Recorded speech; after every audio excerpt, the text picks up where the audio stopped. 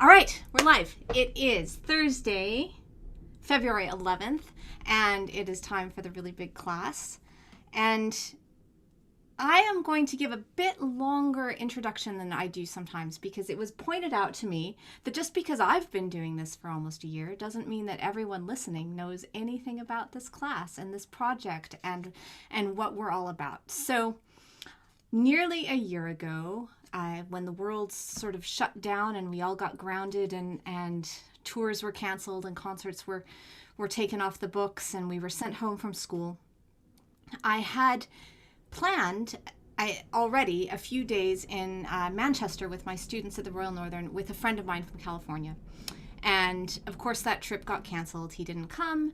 We didn't have our 2 days of violin extravaganza. And we were on the phone one night and said, let's try out this Zoom thing. Let's see if this is any good and see if we can't make something happen anyway. So I had a little studio class with my students at the Royal Northern with my friend in California. And lo and behold, it did kind of work. Now, we didn't know then that our whole lives would be transferred to Zoom and we would all be completely tired of it and that, lawyers would be going to meetings in cat whatever that was. We had no idea that's where we were headed, but the idea stuck in my head to create this masterclass series. And I was really inspired by something that I had when I was a kid. So I grew up in Salt Lake City, Utah. And there were a group of us sort of all studying music at the same time with different teachers, but we all played together in youth orchestra. We had a string quartet that played together. We played a lot of recitals together. And so our families ended up spending quite a bit of time together, as happens in music groups. And the parents put together a masterclass series for us. And it was on Saturday mornings, once a month. And the guests were soloists that came through and played with the Utah Symphony, the concertmaster of the Utah Symphony. I was very lucky because the conductor at the time was Joseph Silverstein. And so one of the classes I played in was for him. And it just was this incredible experience that I had as a little kid. And I'll never forget it.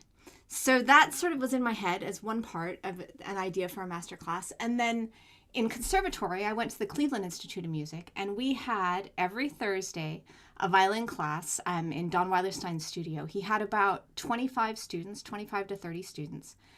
And these classes were just knockout amazing. They were often 3 or 4 hours long. Everyone showed up. You had to go. And that's where I heard Isai for the first time. It's where I heard Beethoven's Kreutzer Sonata for the first time, Bartók's Solo Sonata for the first time. And I remember just kind of having my jaw drop at these performances, my peers. Really incredible experience. And then as part of the greater conservatory community, there was once a month what we called big class, and that's when all of the violin students would come together with a very formidable row of violin faculty at the back of the room sitting at a table. And to be invited to play in big class was an honor. Very scary. I think I played in big class twice in the 5 years I was in school there. But again, just incredible performances, incredible teaching, and a really big part of my musical education.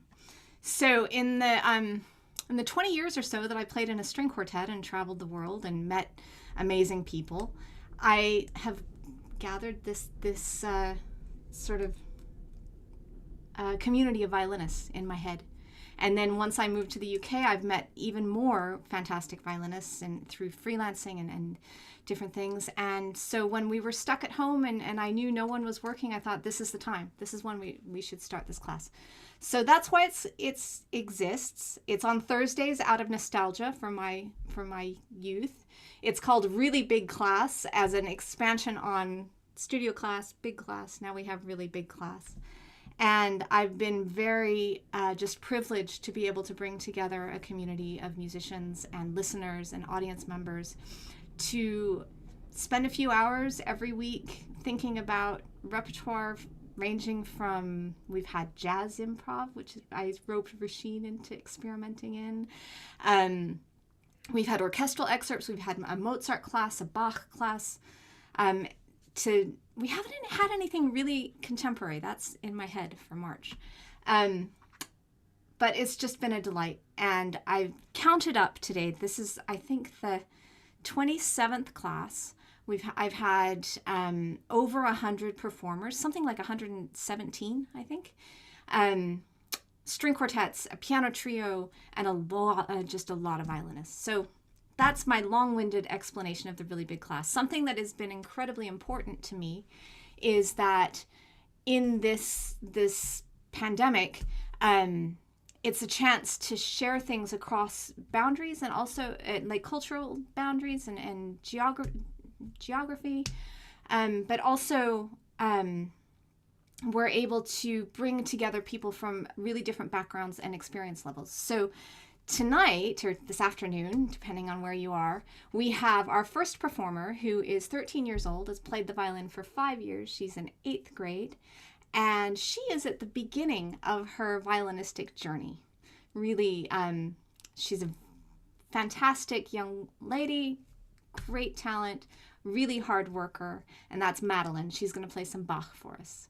And then we also have 2 postgraduate students in their 2nd year, so kind of finishing up their musical education, ready to launch into the world of whatever is ahead of us, playing some Prokofiev, and then some orchestral excerpts, which become such an important part of up-and-coming violinist practice, getting these excerpts ready for auditions and ready to be able to play at a moment's notice. So today is really a great example of how we were able to bring together people who would probably not cross paths otherwise. So that's enough from me about the class. Now, our guest today is Róisín Walters, who I met as an extra. I play as an extra with the orchestra that she's one of the co-leaders of. It's the Britain Symphonia.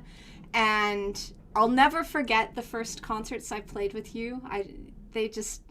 People had told me that I should look out for you and that I would really enjoy your charisma and spirit and violin playing, for sure. I was given a few sort of antenna about that, like, watch out for Róisín, you're going to love her. And I hope you don't mind me saying this, but when I think of your playing, I think the word dynamo just comes to mind. I don't know why, but that's what I think of your playing. You have this sound that is just, it pours out of the violin in what seems like an incredibly effortless way. You bring a complete commitment to your performances, whether you're sitting in the section, leading, or playing solo. And I think the world of your playing, and I want to hear more of it. And I can't wait to sit next to you again and have some crazy adventures somewhere. So I'm so happy that you're here with us today, Róisín. I think we should get to it. Is that enough? That's enough blabbing. So let's share Madalyn's video of the Bach Loure from the E major Partita, and we'll get to work. So welcome to the really big class.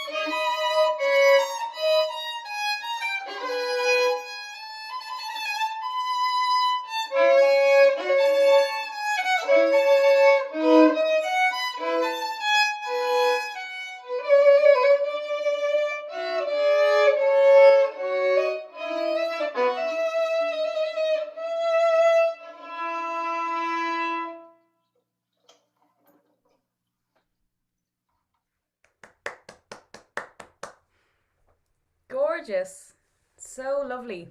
Well done. I love you're so controlled and your sound is so careful. I just love the way that you navigate all those things that can be really tricky with Bach.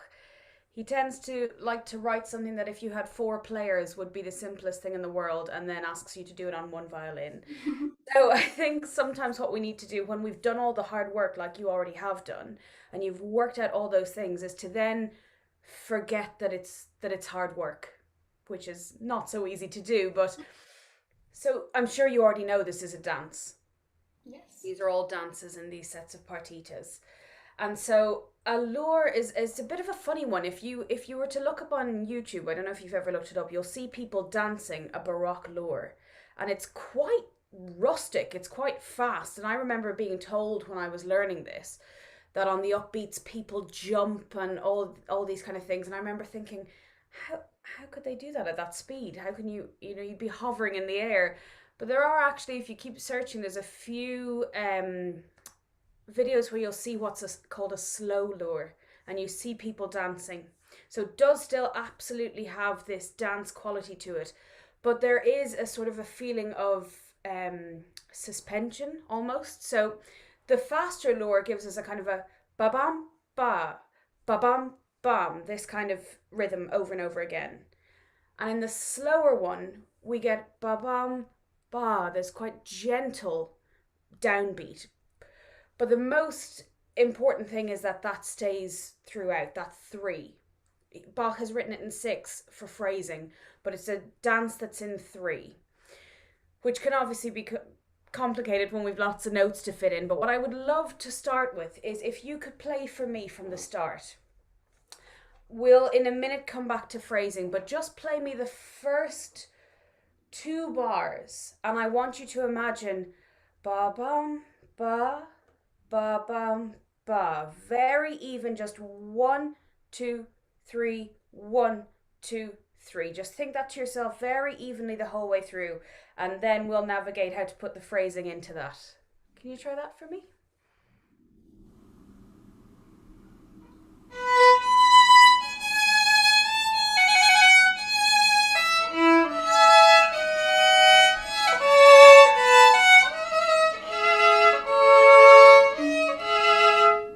Great, great, great. So what we have is we've got two little phrases that go together to create our first, well, two little half phrases that go together to create our first phrase. And one goes,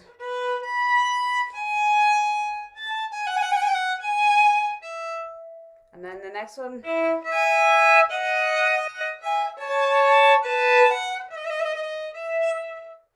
Okay?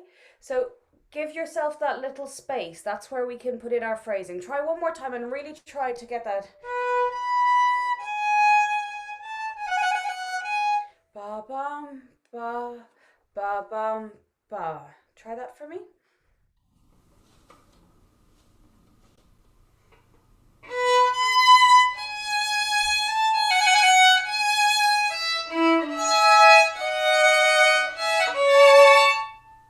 Lovely. So then you're hearing how the phrase is constructed.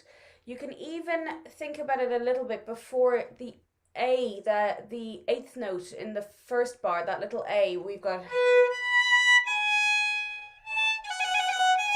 So they're not totally joined, so we instantly hear ba bum ba bum ba. So we got one setting up and one answering. So give yourself just a little, just tiny bit of daylight between the G sharp and the A. Try that again for me.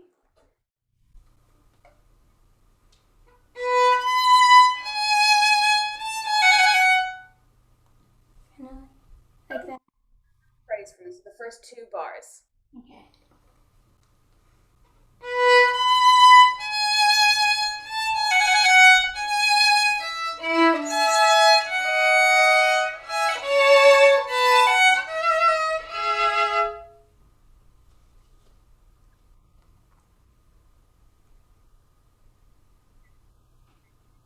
Róisín, we have lost your audio. Oh, I can say something? hello?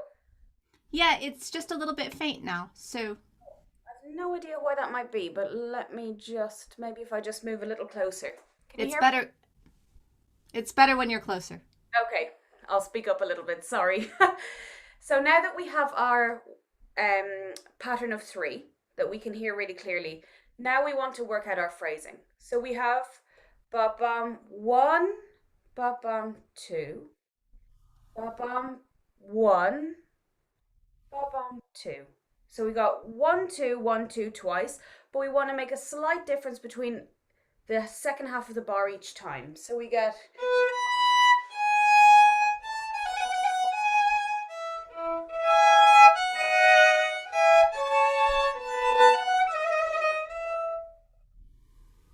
See, are you hearing where the little phrases start and end? So if you keep that really clearly in your head, try again for me now.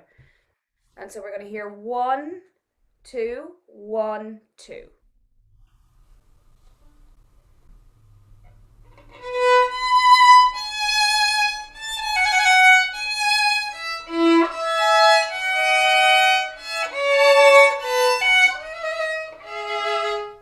Lovely. And now we start a little sequence where you have this lovely tune.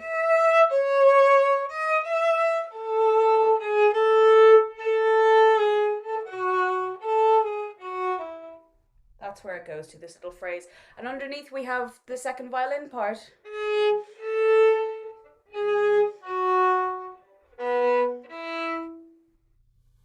So we really want to hear bum ba dum ba bum be dum ba ba 1, 2, 3, 1, 2. A 2-bar phrase there. So try again from.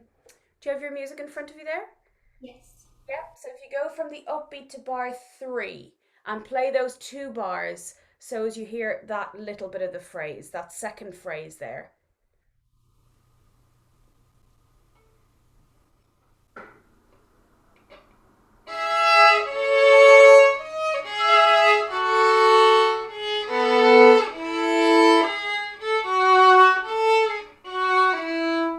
Great. So we want a little feeling that that's an end of a phrase. Ba-da-ba-dum. And then we're going to start again. Okay?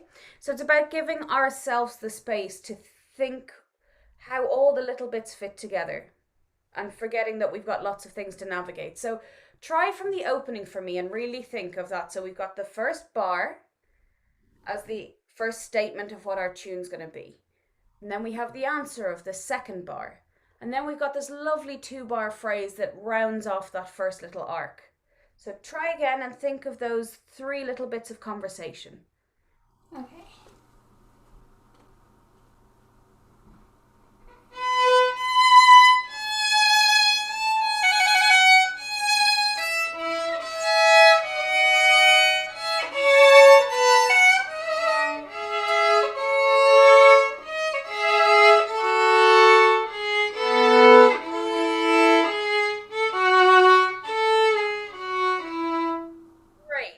What we're going to do is we're going to keep that in our head, but we're not going to take too much time at the end of that phrase. I know exactly what you were doing. I probably sang it that way for you, but we want to think that, but not quite take it from the time. So now, great, you have got this lovely first arc. Now you're going to start into your next bit of the piece that starts on that upbeat of the G with another 3, 1, 3, 1. So just before we work on where the phrase is all linked together, why don't you play for me from the upbeat to bar 5, just again thinking of that 1, 2, 3, that lovely even rhythm. So just don't worry about anything else but that, just for now.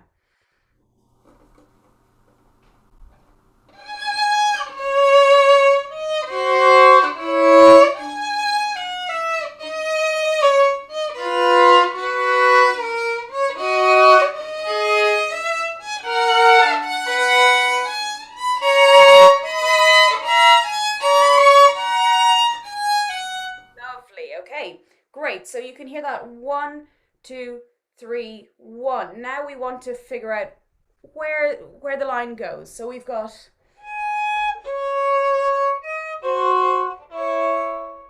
that's one little thing. Now we've got, and here we're going to start a sequence.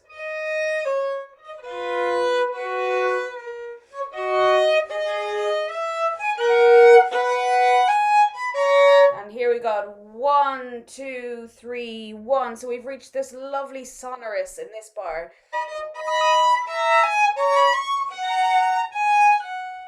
Okay, just that far for me. So again, from the upbeat to bar 5.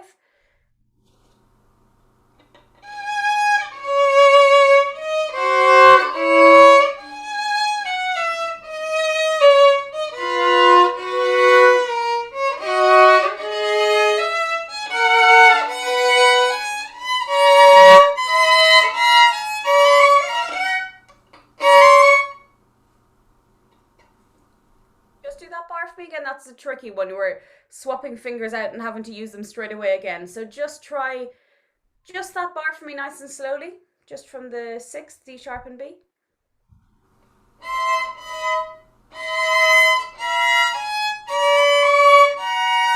Great. What can help in that bar is after you've played your 6th, tell yourself that what you're doing for the next double stop is that you're slightly starting on the lower string.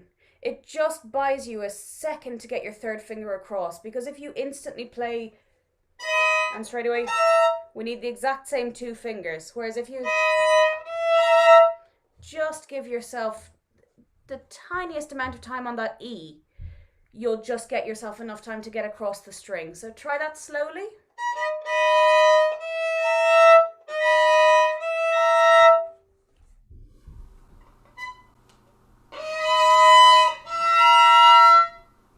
Yeah, one more time and just lean. So onto the E for just a millisecond and then onto both notes. Try that again.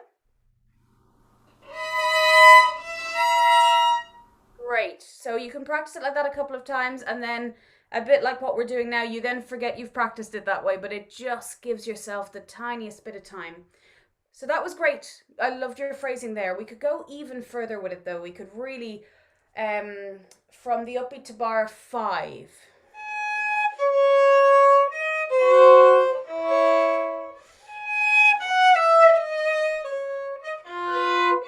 So come away a little bit from that one, because you want to start your sequence there. So you're doing lovely big long bows and they're absolutely beautiful, but here's actually somewhere where you could take a little bit less of your bow to start your sequence.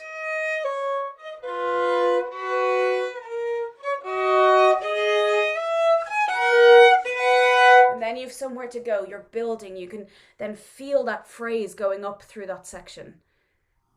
Is that what I mean? Yeah, so try the same place, upbeat to bar 5, and we're going to start that sequence from a little bit less.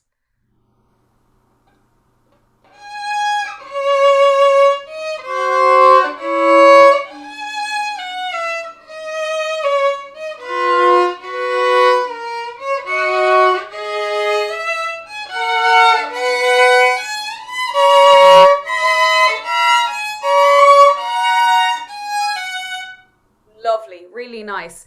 I'm going to challenge you to do it one more time. You got to the perfect place. If you can be a little bit braver and start from less, your sound is so lovely. That's not going to get lost even if you come away. You can, where are we now? You can just change your tone a little bit for on that lovely. So nice and gentle and not too much bow. So change the character there so as we know something's going to happen. Bum, ba, bum, bum. And then you can bring out that lovely big long bow that you've been using so nicely. Okay? So anywhere that you're comfortable there, just before there.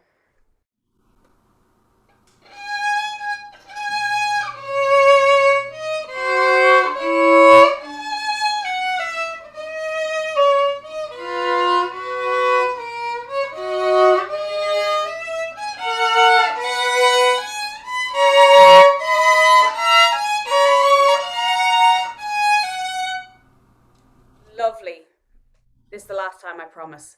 If you can do it just one more time, and if you can go one step further than doing all the things and try and feel all the things. So when you get down to that bit where we're going to drop, you want to feel that anticipation that there's something coming. And as you start going up through that phrase, more and more bow, get that excitement building. And when you get to the top, really enjoy bum ba da ya da da bum. You know how beautifully you can play it, so enjoy them. Put a smile on each one of those beats in that bar. Can you try that for me?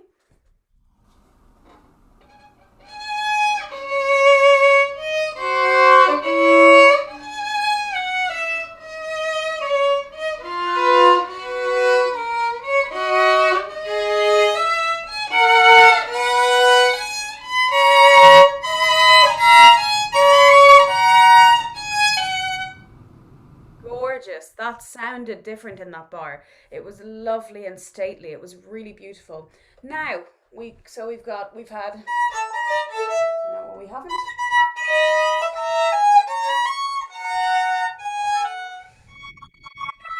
We start a new bum bum of the iteration of the tune here.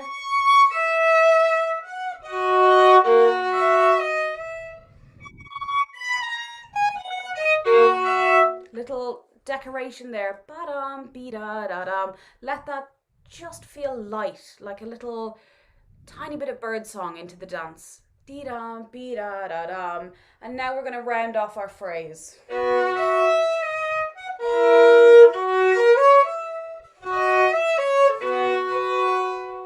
Okay, now we've told our first bit of the story.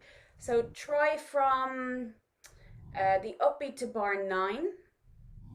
So you're going to have that little lyrical bit in there, and then end the sentence. You've told your first bit of your story. Okay.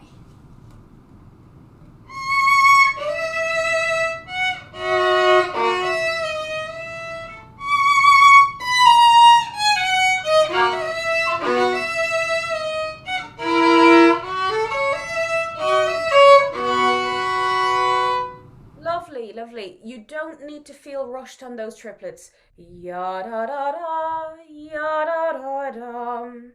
They can be nice. Fill out the beat with those triplets. Just from just the upbeat to bar 11.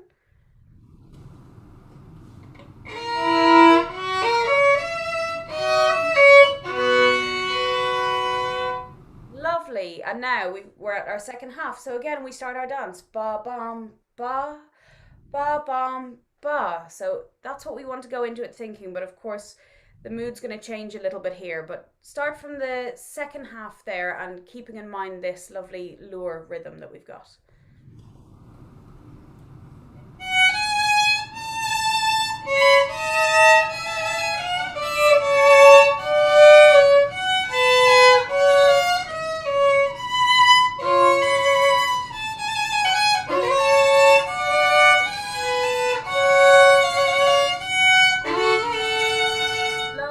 So I'm going to get you to do that one more time, that section. And what I want you to do, this is a little bit tricky, but you're more than well able to get around it. So this is where I really want to challenge you to forget that it's difficult. So try and relax into that bow. Imagine you've got a bit of sort of almost how do I want to describe this? You know that feeling when your arm has no muscle tone in it at all and it's just down like this. You want to feel like it's landing on a cushion. So let that weight of your arm, as if it's falling on a cushion, go into your bow and play right through the bow on these, what can be slightly tricky little double stops and things. So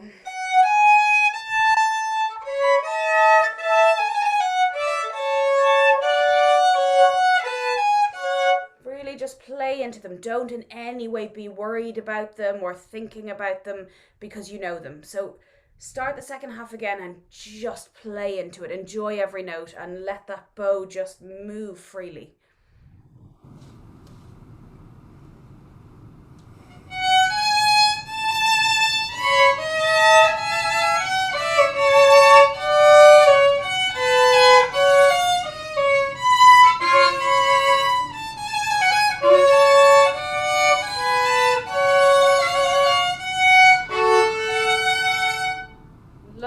That already sounds a lot freer, so just trust yourself there. Now I love this little bit you've just gotten to here. We've got, I don't know what it is about it, but to me it just bum suddenly changes the character there. Something pops up.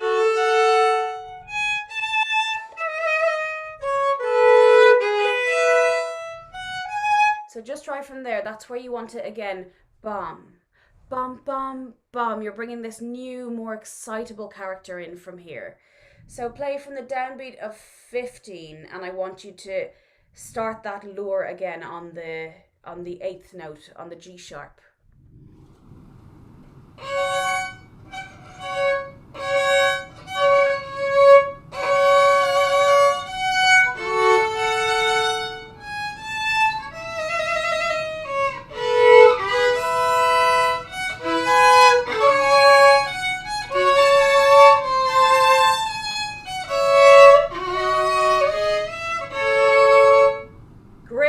So that's again somewhere where just giving that little breath of air before those 8th notes can really get us to hear that rhythm. So we want to make sure that we're not joining them completely. So see in bar 16, when we're going from the D sharp down into the C, we want just a tiny little break, just an articulation before that C sharp. So as we hear...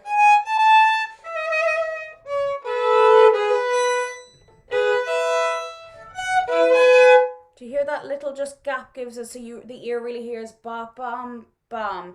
And now coming into that lovely chord halfway through 18, we want to make really something of that. Now I know you weren't quite sure whether I wanted you to keep playing, so I'm sure you will play into it more, but so...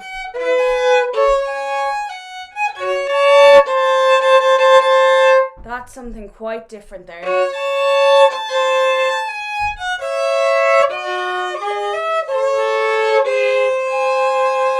So there you can really, we're in a different character now. There's something a lot more earnest going on. So take your time over all of that and really play into it. So we've got quite quickly changing characters here. So try again from bar 15. You can go towards the end of it if it's more comfortable. So we've got this ba bum ba ba bum ba, and now it's growing. Something more earnest is coming here, and leave those little gaps.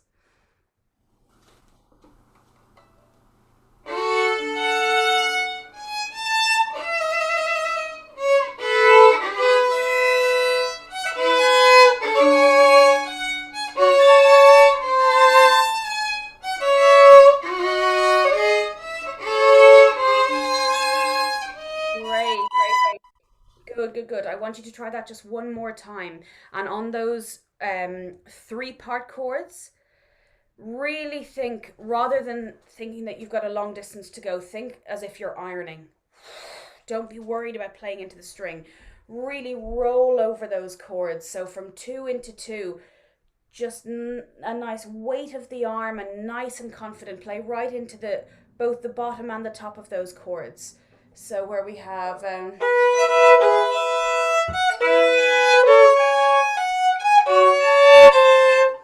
Really play into them. Don't be worried, you're hitting them beautifully. So again, trust yourself to really play into them.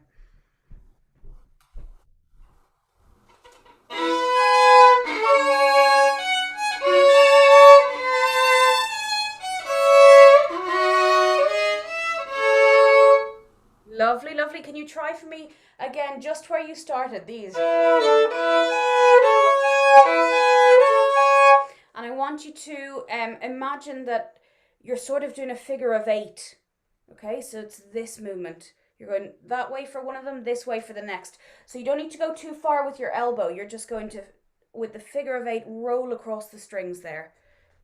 Do you understand what I mean? So you're starting here. So on the up bow, this direction.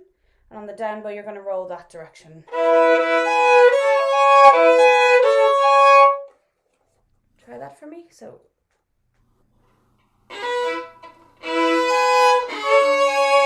great. Lovely, lovely, lovely. And really try to play through each of the 3 notes. Ba-yam, ba-ram, as each one of them needs a nice, good, healthy bit of bow. So try again. That was the right motion, and really play into them.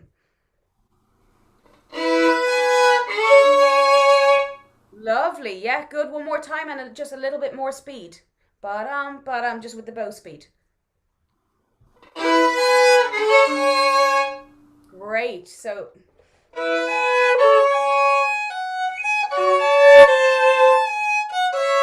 And really let let's go towards this.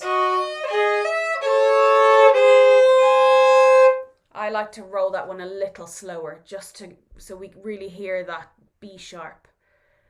So try anywhere there. That same point, the upbeat to bar 17 is good.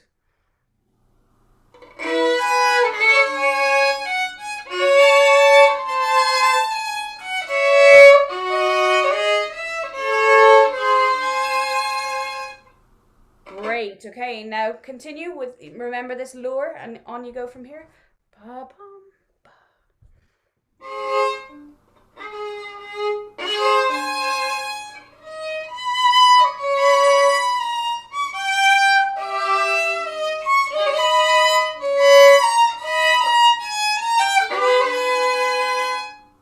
Great. So really try and keep the rhythm through bar 20. So what we want is... Oh, no, we don't. We want it...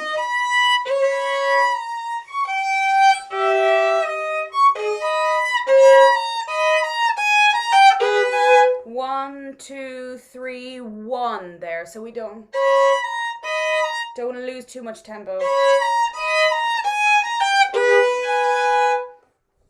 So really keep that moving, and then we've got our little... We want that separate as well. So it's all about just finding the corners of the phrases. That's really what I'm talking about over and over and over again really here. I just see Cecily. I think I'm probably taking a bit too much time. Cecily, can we just play to the end? I'd love for you to go just from the end of bar 18, where we just were. Where that we get the Loure rhythm, and really just think of this 1, 2, 3, this dance going the whole way through. So just play from here to the end and just really enjoy it, sink into the string and feel that dance the whole way.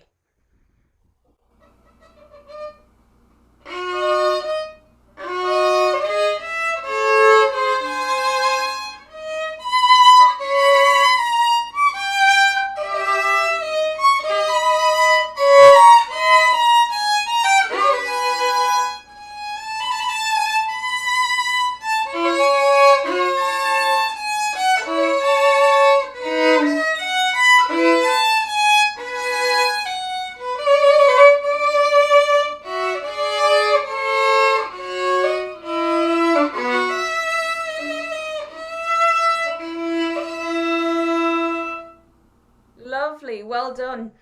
So I know I'm probably telling you all little bits and corners and pieces, but the general thing is the same. It's finding the dance and following the phrasing. So really realizing that while what you might be playing is 3 notes at a time, 2 notes at a time, what it actually is just a lovely tune. And then he's asked us to also accompany ourselves, which doesn't make things easy. But if we can pick out just what that lovely tune is and feel that dance in as simple a way as possible, I think then it'll just direct us. And you don't need to worry about any of the technique because you've got all that already. So thank you so much. Well done. Lovely to hear you playing. Thank you. Beautiful playing, Madalyn. Thank you so much for joining us from across the pond in Michigan. And I have to just say, so you've been playing the violin for what, 5.5 years, you told me? Yes. I think I first played this piece when I'd been playing the violin for maybe 12 years, 15 years. I've seen postgraduate students in tears over this movement because it is so tricky and it's so beautiful, and you want it to sound simple and elegant, and you're bringing those things to it, and you're just kind of doing it. You're extraordinary. So keep up the hard work. Thank you very much to your teacher, Sharon Rothstein, who is here today with half of her class practically. So for those of you who are regulars on this Zoom meeting, you'll see a lot of new names in the participants list. So these are colleagues and friends and peers of Madalyn's signing in from Michigan. So thank you very much for being here. And thank you for that beautiful time with the Bach Loure. I hope you enjoyed yourself. Good. So we are going to, I'm going to save time for questions, I promise, but our next performer has kind of a time cutoff in her household. So we're going to jump ahead to Caroline, who has stepped in at the last minute. We had our first COVID related cancellation in this series. One of our performers who was going to play Sibelius for us as part of Sibelius Month has COVID, so she's unable to play, but she's okay. She's on the mend. And that hopefully she'll come back to us in a month or so. But we are going to have Caroline, who's bringing us the Prokofiev First Violin Concerto, one of my very favorites. Róisín said the same. We'll share her video and launch into that.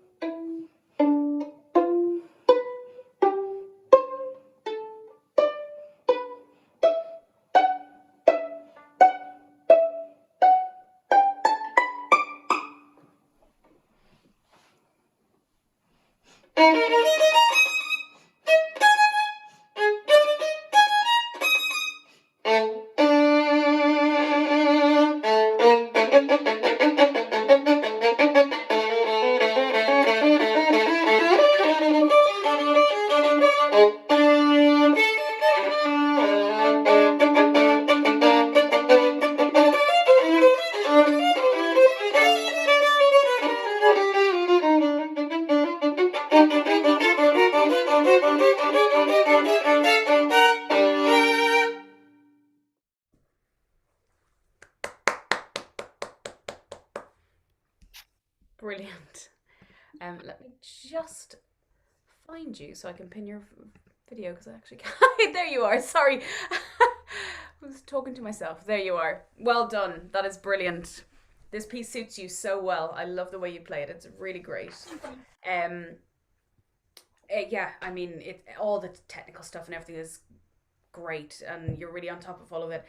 I think what we might just be able to do is just go even further with some of the imagination, and a little bit of just some of the pacing and things like this. But it's so great. Let's start at the top. You play it beautifully. It's so poised. I love it. I wonder, just could we find a color that really brings that sognando, that we really go to the extreme of what feels comfortable. So just as much as you brave, we want that feeling where you're half between sleep and waking, that lovely feeling when you're warm and cozy and you don't want anything to change. And we just want...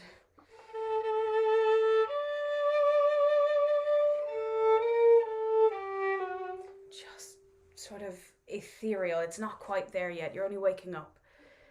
So let's see as far as you can push yourself to go with that sound.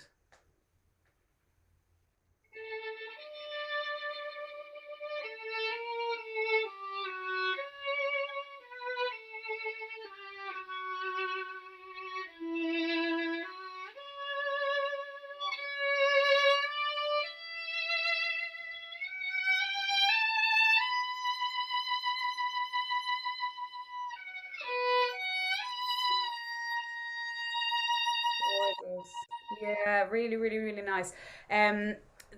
Only thing, I think it's probably a Zoom thing, but when you are putting in that amount of vibrato, we just need to be careful that we then compensate it with the bow.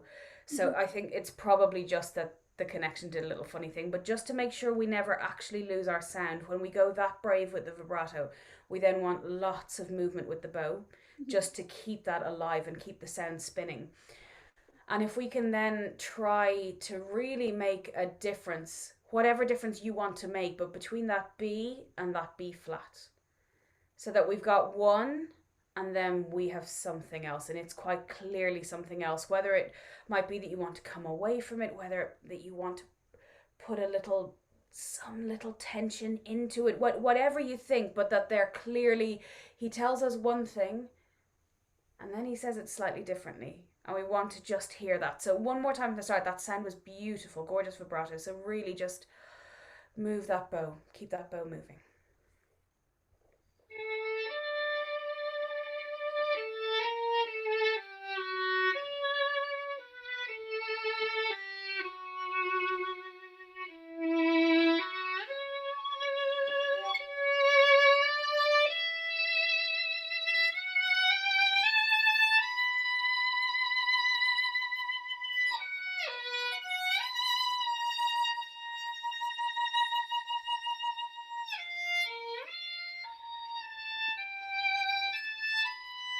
Great.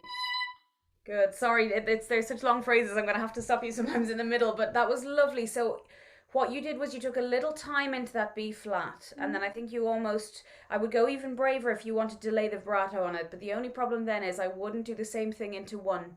Okay. If you're going to take the time there, so either...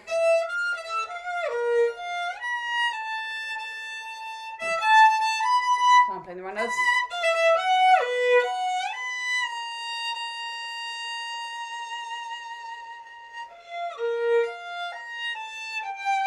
So if you're going to take it on the B flat, then let's move into one and let that phrase start to push forwards, because it's really going somewhere now in a few bars' time.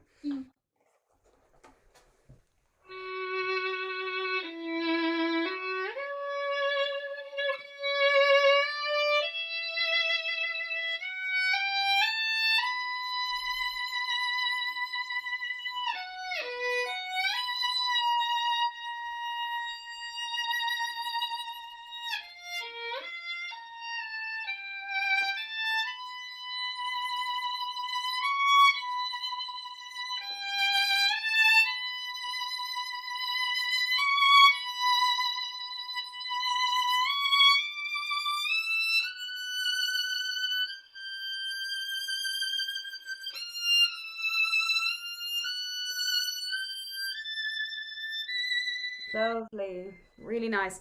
So I think we can make a little bit more of this phrase. I think you can really into that change of key signature. There's such a crunch in some of those chords.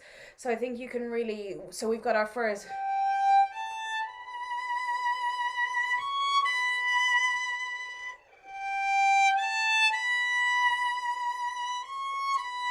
Now.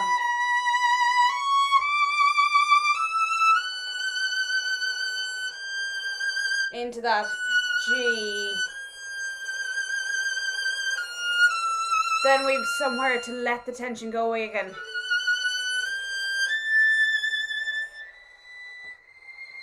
Then we can melt again. So we need to go somewhere if we want to have the ability to melt away again. So from 1.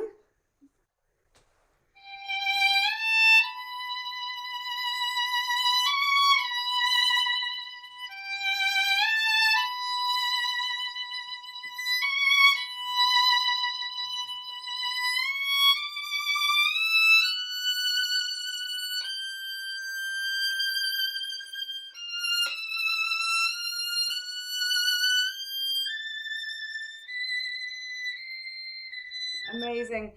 So I could tell that time you were feeling the tension. Now the only problem is I saw it a tiny bit in the shoulder rather than into the string.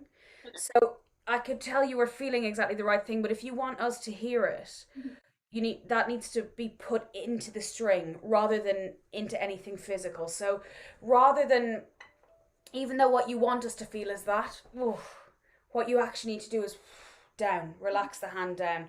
So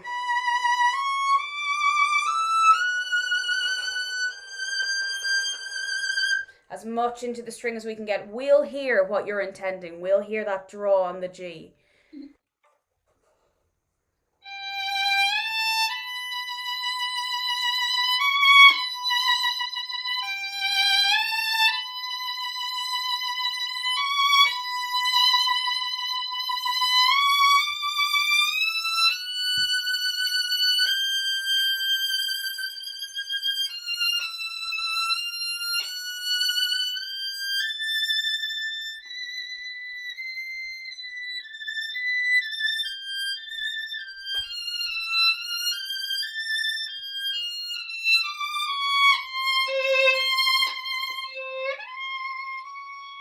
Lovely, good, good, good. Now, I fear I've slightly encouraged you to take just the tiniest bit too much time now into the bar before 2, but it was so beautiful, I don't even want to ask you to change it. But any day when you're standing in front of an orchestra, they're probably going to want you just to ever so slightly do it more in the sound and not the time, but it was beautiful. That's so you've set yourself up to have something to melt away from. So now we're into these lovely floating triplets. Really that kind of 1930s violinist. You're right at the top of your bow and you're just floating all from the elbow, this kind of thing. And then we want to change the color on that.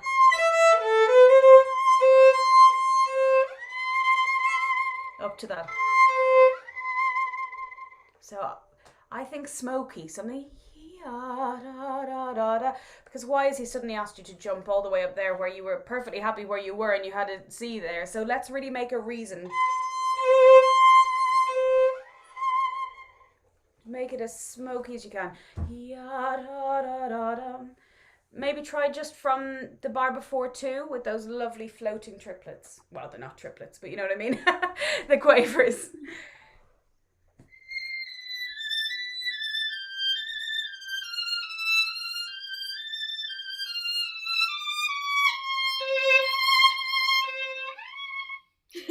I know, it's a horrible one. I cheated because I just played that for you and didn't have to go on, but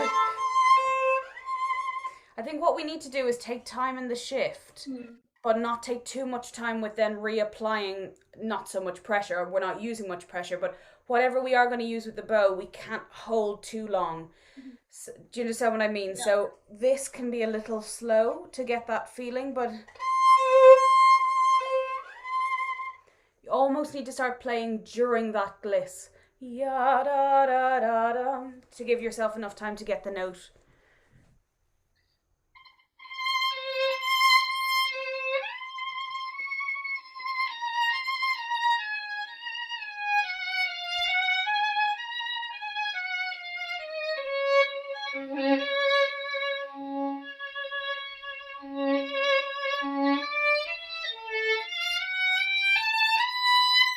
Great, good, good.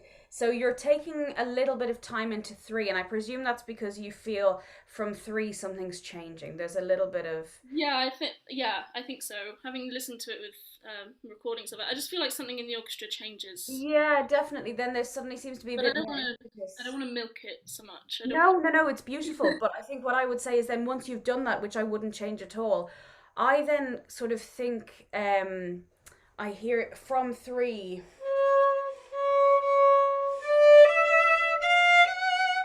Bum, ba bum, ba bum. I sort of time those quavers based on the third and first of each. So you are pushing slightly, but you don't want to lose ba bum, ba bum. Do you see what I mean? Rather than just getting a faster three across the board, I.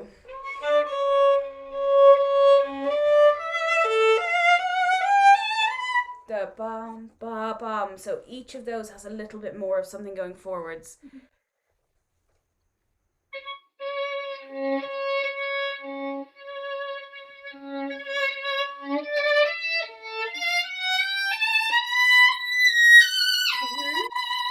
Just one more time. Maybe I probably misled you a little bit. It doesn't need to push quite as much in tempo, but that those little iterations, ya bum, ba bum, ba bum, are leading you somewhere. So each one of them may be a little more insistent within this cloaked color, but just a little bit more of something on each one.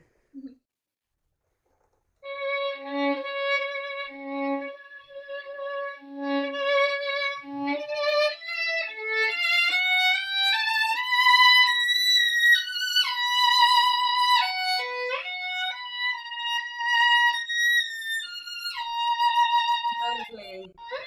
Now, I know they're so awkward getting up there, but if you can in any way make yourself just be as brave as possible towards the top B. So not so much ba yada da dum.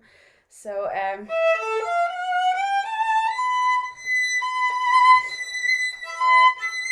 up to that. That's where you want to go ba yada da dum. Try that for me from just before. Great.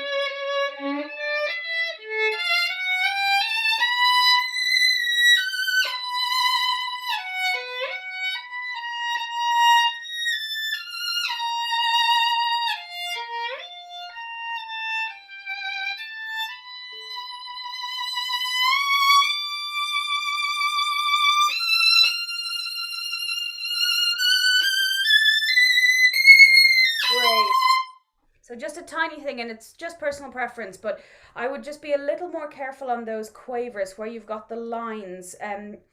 From the G to the A, you're nearly slurring there, so we don't hear ba ba ba. We don't hear the first step as clearly. Do you see where I am?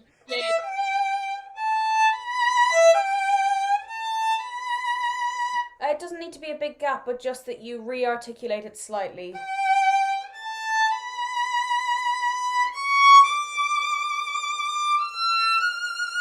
And then it's entirely up to you, but you very quickly then change the articulation to ba ba ba ba, quite short. I wonder if you want to try it once that actually the articulation doesn't change until you hit four. So you're going to play.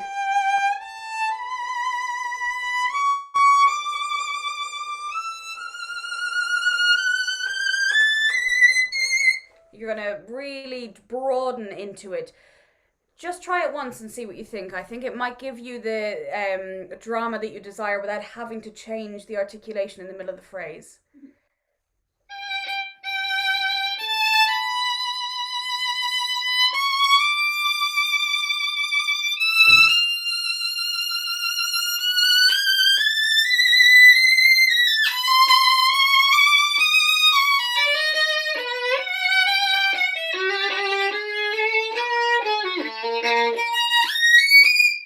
Great, good, good, good. No, it's fantastic.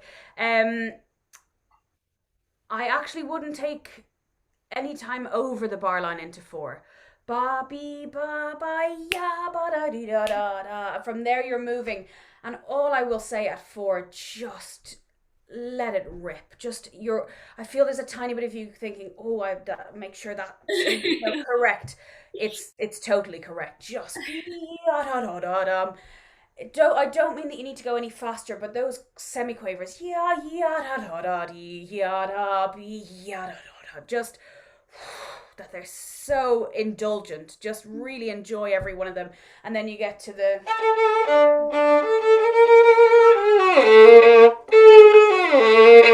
really and then you start again. So just enjoy every corner of it. It's such angular music. Really enjoy all those jumps and leaps. From 4.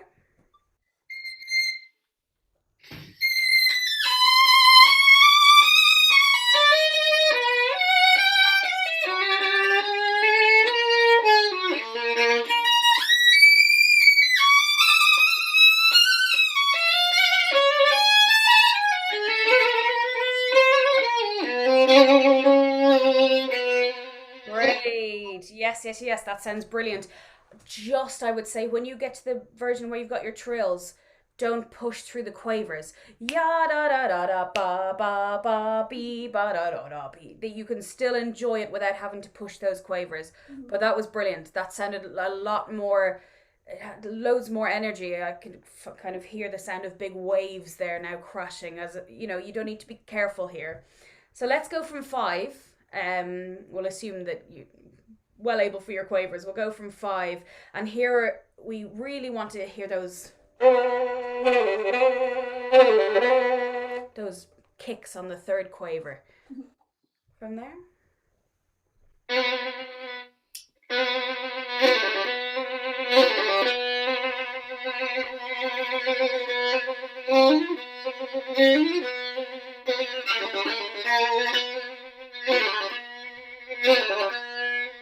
Good. Try for me just one more time, and just think a little bit more about just rotating in the tiniest bit, so you've got a little more contact with the bow there. You don't actually need loads and loads of bow here, because you're right down the bottom of the G string. Everyone's going to hear you.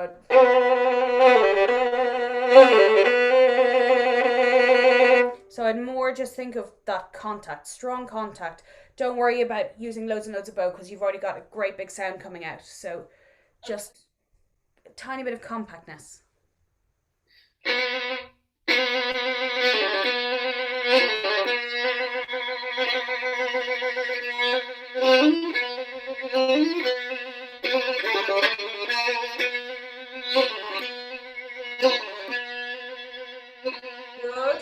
Good. Great. Sorry to stop you. Get you to do just one more time. Just be very careful from a metronomic point of view. Da da da da da. They're not as fast as you think they are, and then bum bum bum bum bum. That it just doesn't. Here you're just almost sort of so yeah, something a bit stony faced. Da brr, da brr, it's just, you've had your big expansive dramatic. Now you're just kind of quite stern here, just counting time. So try just one more time from 5 and really feel those quavers.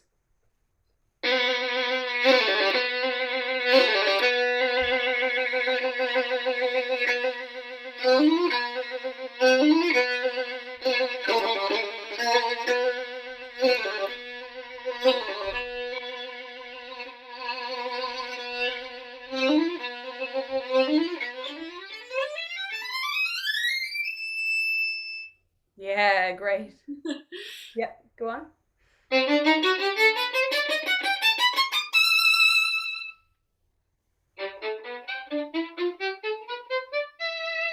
Great. The second bar of 6, brilliant. I would play the 4th bar a little more off, almost sort of pompous. Oh, I'm lost. Just a little more.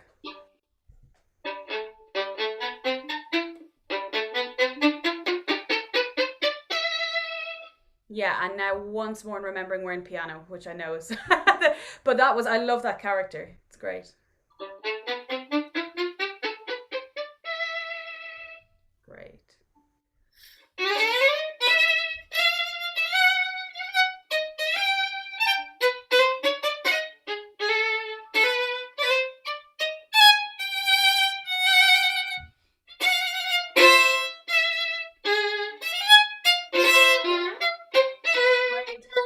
did notice this as well, actually, when you played it through. Just there, you go very early to the. You almost play a quaver on the F,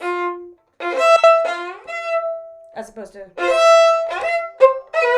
I'm probably anticipating the shift too much, so I should just. Yeah, just don't worry about it. You're well able to find the shift.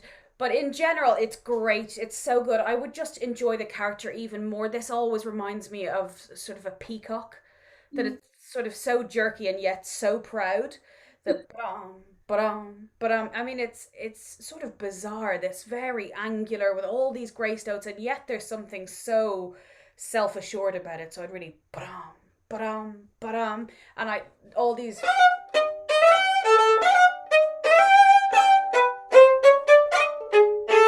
Bum bum bum bum, something slightly bizarre about it. I would enjoy the nature of it just the tiniest bit more, but it sounds fantastic. If you can just imagine those few feathers on the top of the peacock's head, that kind of something like that. Just try from just before 7.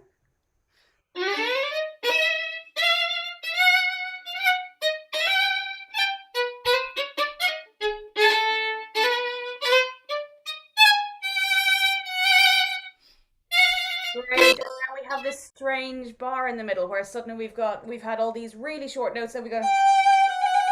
I almost wouldn't break it all into that F sharp trill. I'd play then straight back. Straight back into your character you had.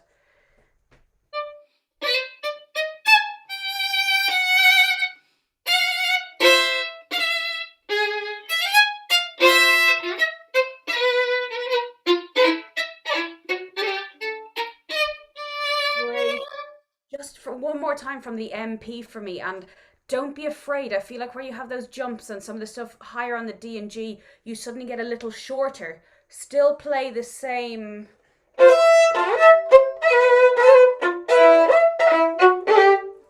That's just fingering. What did you do?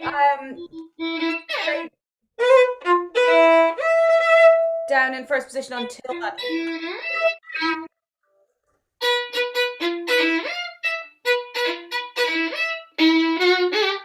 Yeah, so then you also get that jump up there, because he does specifically say on those two that that's the D and the G. I mean, he doesn't necessarily say you have to come down in between them, but.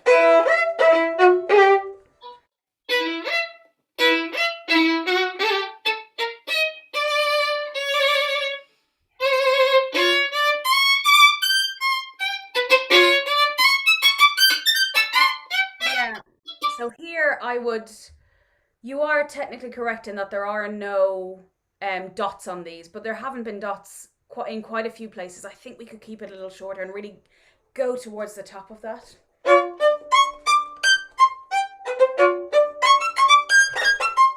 Really push that. We've suddenly got this hairpin we haven't had before, so really go for the middle of that bar.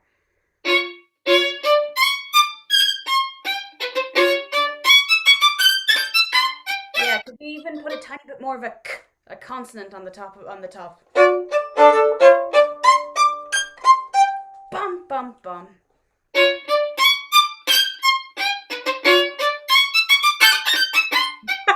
Sorry, my fault. I created a monster somewhere in the middle, somewhere in between. But that's exactly the feeling, though. Jump bum bum bum beam bum bum bum bum bum. I see Cecily again. I'm so sorry to jump in, but I want to make sure Caroline doesn't get thrown out of her house.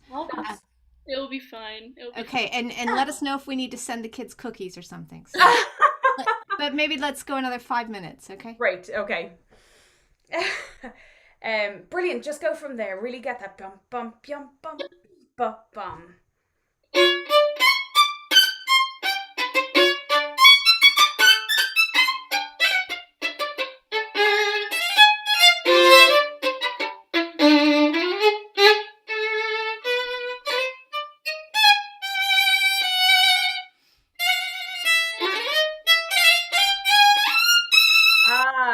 I was wondering, was that just a little mistake in the playthrough? You're putting an F grace note before the G. In the second half of 2 before 9. Do you have an F grace note to the G? F to the G. Oh no, I don't. You're right. Yeah, there's no grace note there. Thank you. No, there's one on pretty much every other note. So. But yeah, just there. I just wasn't sure if it was just in the playthrough, just from that bar. Oh.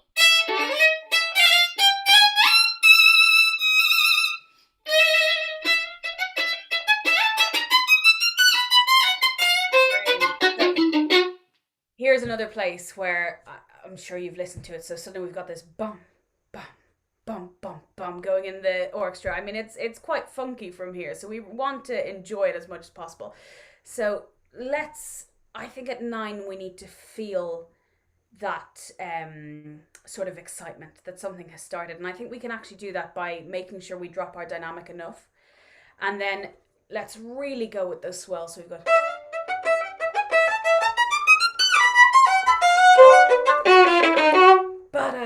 But I just enjoy all the different bits that make it what it is. So you've got this excitement at 9, then you've got this hairpin right up to the downbeat where you've got an accent, and then we suddenly G string for one beat. Yada-da-da-dum.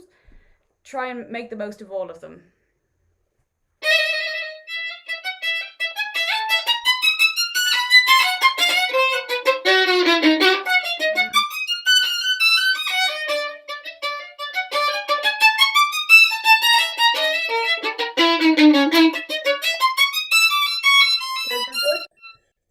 One other thing, would you try for me seeing bar 9 and 3 bars later, the last beat of the bar? I wonder if you lengthen those semiquavers slightly, whether you might get dee da da da dee da da, because we don't have dots there, which of course goes totally in the face of what I asked you to do a few minutes ago. But maybe here, if we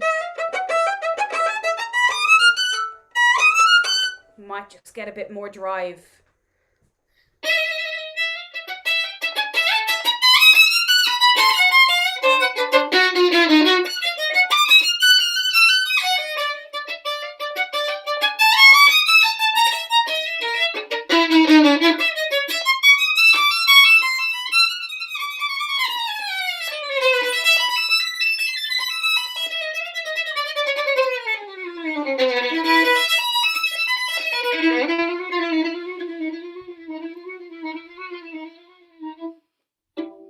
Great. The only thing, that second bar of 10, that's a bowing thing, not a finger thing. You know that, right? Your fingers are absolutely fine. So what I would do is I would put a tiny bit more articulation. I would just a little bit of that motion into the fingers. So we get ba ba ba. Each of those, you just know where they're starting. Try just a little slower with a...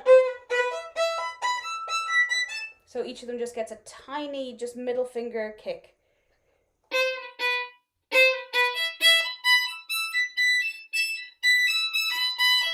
Oh, I didn't.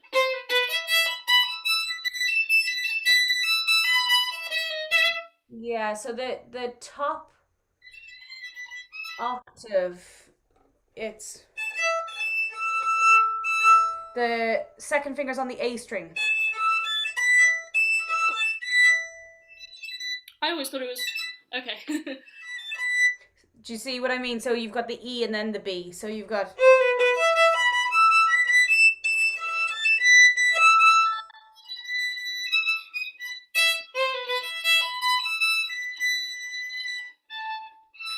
Yeah, so just slowly you've got... Now you've got 1, 2 on the A. I see. Okay, yeah. Because it's the lower E.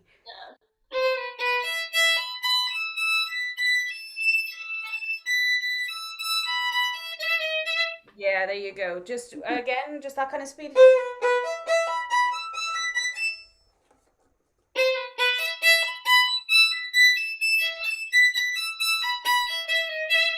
Good. I mean, the thing that makes it easier about that is you can just pop the 1 and the 2 down and just do it with the bow.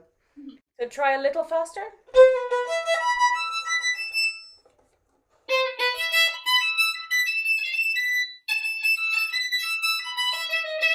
Yeah, so obviously now with the new, it's different note in the middle, it's going to be a bit confusing, but I think that ultimately helps if there's a little articulation in the bone. Just helps us bum catch where we are.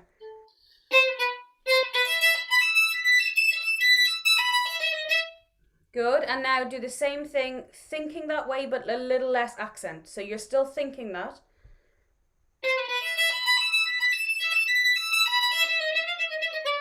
Great. And the only other thing I'll say about these few bars is I would make more of the fact that at 10 you've got these lines, and then 2 bars later you've got your dots. So I would really at 10, keep them quite long and indulgent, and then you'll really hear the difference when you go into your spiccato then 2 bars later.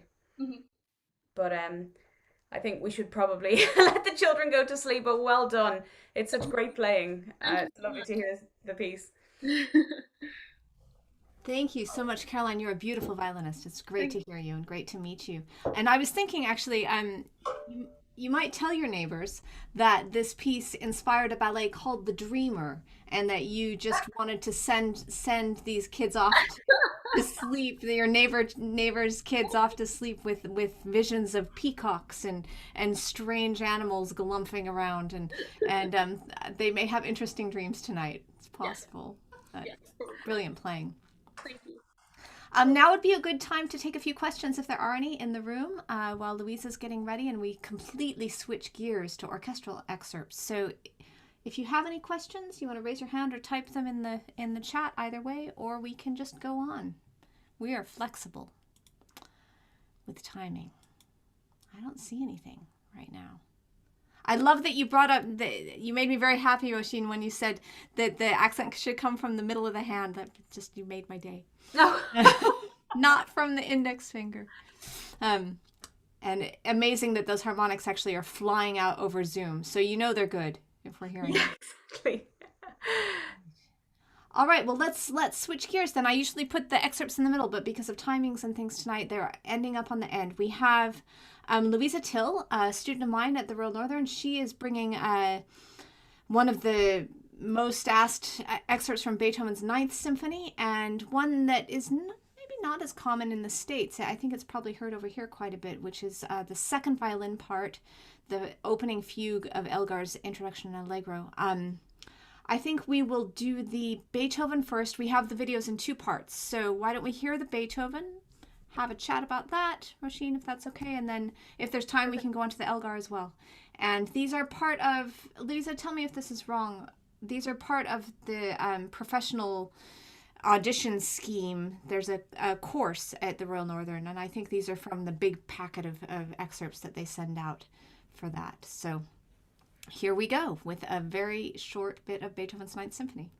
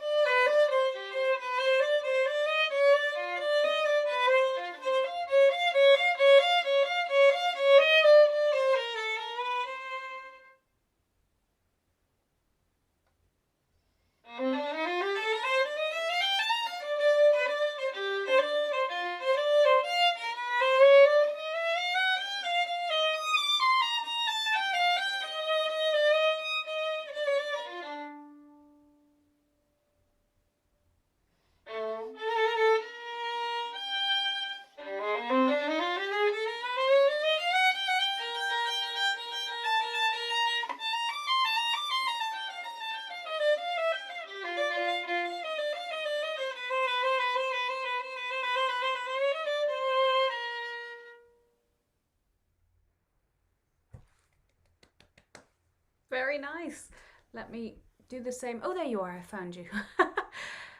Not not sure I've managed to pin your video, but hopefully you'll stay there. Great, really, really lovely. Really nice playing, really clear as a bell, which is brilliant for Beethoven.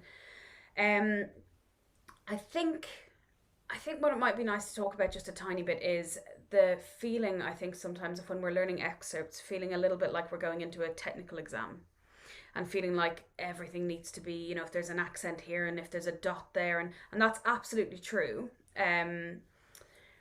In as much as it's true for sort of any music, though, not, you know, I think the main thing still is that I think a panel or whoever's listening to you wants to know that you can open a door and there's Beethoven 9 in its entirety, and that you understand the feel of it, and that you, even though you've only been given, what have we got, 8 lines, that you can transport yourself to that place.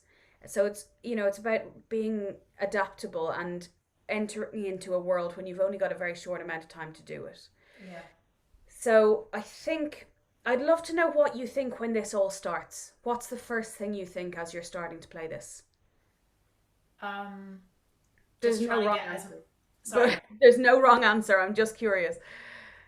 Just trying to get as much dolce out of it as possible. Yeah. And the beauty of sound. Okay. Because I wonder if we try again from the start now, because what strikes me when I listen to this excerpt is it's sort of just before this excerpt starts, before the part we get to, we're getting this bum, bum, bum, bum, bum, bum, and we get to hear, and it starts. He's put us on like a conveyor belt. And the whole time we've got these bum, bum, bum, bum, these quavers coming from everywhere. And it's so constant and it's so generous and it's sort of warm and comfortable, but it's also just, it just starts and it doesn't stop. The whole time there's this feeling of the whole machine is just working so well. Everything is slotting in. So I wonder if you start again and you're making a lovely, beautiful sound. So try not to worry about that this time, but put yourself in that world. Try and hear the orchestra around you, the machine of everything working, all those quavers. Do you understand what I mean? Really try and summon that up, and just try from the start for me one more time.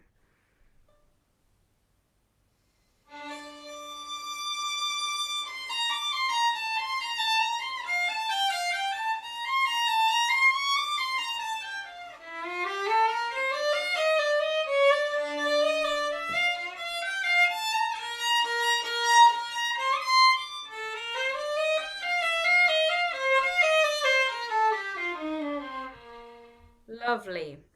I wonder if we could do exactly that again, and I get a slight feeling that you're, which is totally understandable, but very concerned about it being very good. And I think, which makes sense, we all are, of course, that sounds silly to say, but what I mean is you're almost trying to be a little more careful than you need to be, I think. And I'm seeing it slightly just here, just in the upper arm. It's as if you're trying to hold the bow above the string and tell it, don't do anything I don't want you to do. Yeah. But if you can just try and tell yourself to let go of that. So you're feeling the music, presumably wherever one feels music, but you've got this feeling in your core, in your being, of this music that you're hearing. And then somewhere along the line, we suddenly have to translate that to a violin and our arm goes, ugh. Try and just for a moment forget that you're playing the violin and just tell your arm, look, I mean, for this time through, it doesn't matter if there's an accent, it doesn't matter if the octaves aren't separate, but just sink into it and tell yourself, I'm just going to play this line as a line of music and not as a line on the violin at all. And try and see if you can get that arm to forget that it's playing violin at all. So just everything down and just feel that music right down in here. Nothing coming up. Sink into it.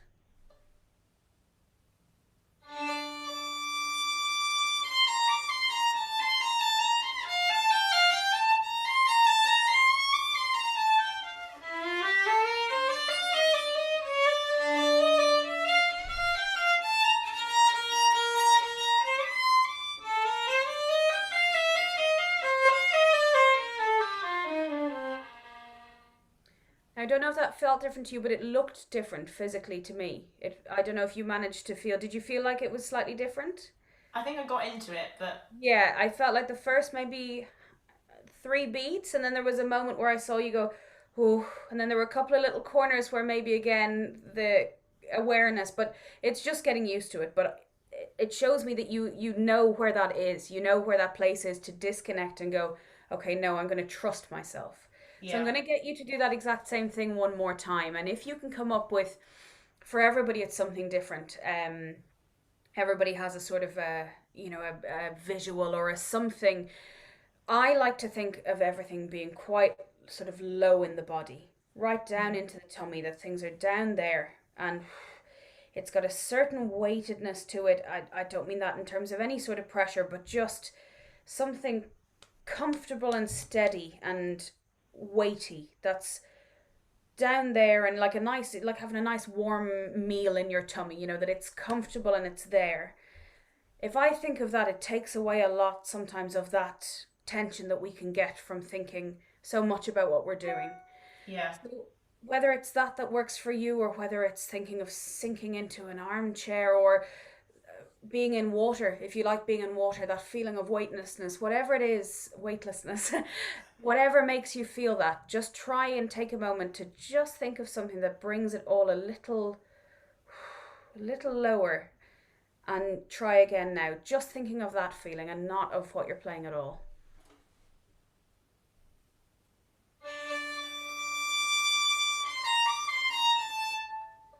Could you try for me once doing something slightly bizarre, and try it again, and I want you to imagine that your chin is just about 1 degree lower than it sometimes is. Just so as it's like this.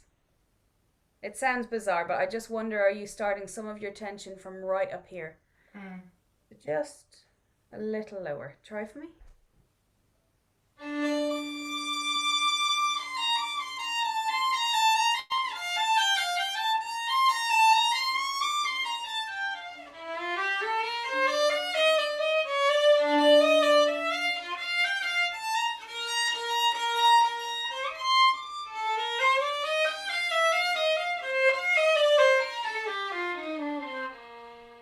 Great. How did that feel? Did that feel different? Yeah, felt much better on the whole. It's just that first note. That's funny that you say that, because I thought your first note was good. The only time I noticed anything was just when you went into your octaves. I felt like a tiny bit of your brain went, ooh, Yeah, which is yeah, fine, because that is a more difficult part. But that's where we really need to train ourselves, that this is a point where I need to do exactly the opposite. So if you find that it's on that first beat, try on that first beat to make that the thing that causes this relaxation. So think of it as a welcome thing. Don't think of it as a ba-da-da. Think ba-da-da. That's the point where everything relaxes. Hitting that gorgeous note. Try that.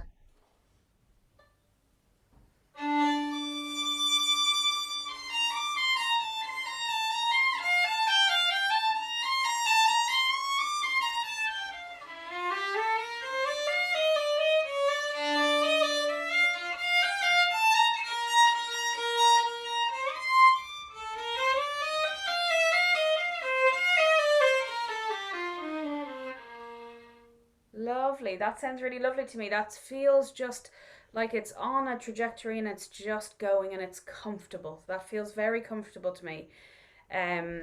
So it might still be little corners for you, but if it's something that you can come back to and get used to, just that feeling of just having a different feeling in our mind can change things so differently that it's bizarre.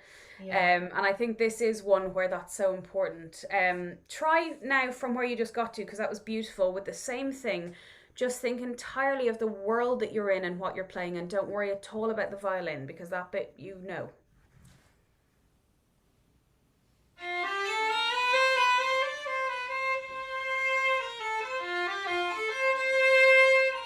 Lovely.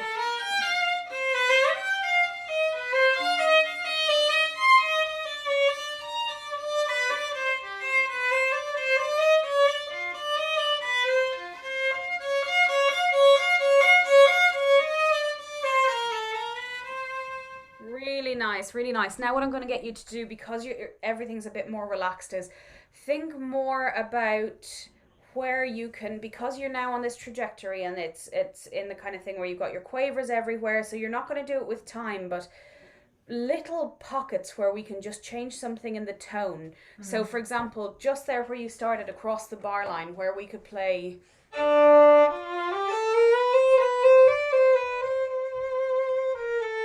and just with adding a sweet vibrato, it doesn't need to be something ridiculous, but just by that lovely gentle vibrato, turning that corner can be made so sweet if we just, again, and it's again about just letting go of the tension into that downbeat.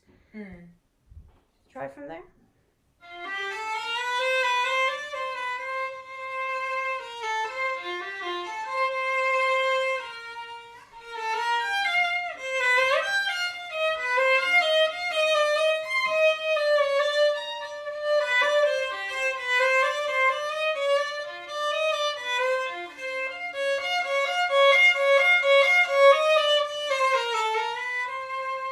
Lovely.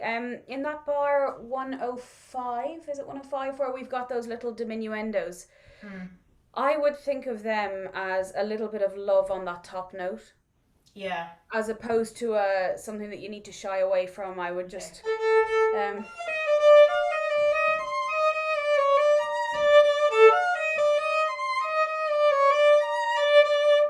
think I'm going to give that note just the tiniest bit more love than the others, because it might risk being left on its own. Yeah. So just that would be all that I would take from that little marking, in fact, and just that then of course you need to come back away again.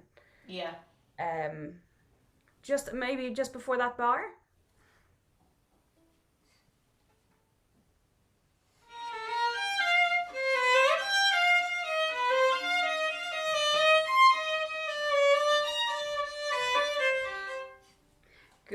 Good. And now let's try the exact same thing and not take any time, because they were beautiful now. So if you can get exactly that sound quality, but with the rhythm continuing.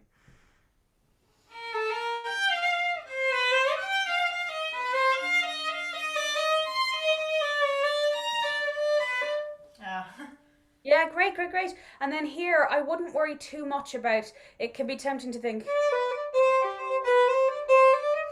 but I think it's just that it's just adding more interest to the texture. We're still very much on this bum, beep, bum, bum. So,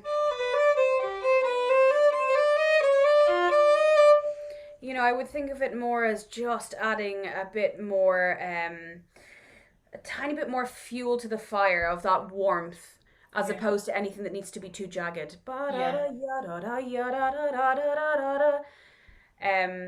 Do you want to just go from that bar?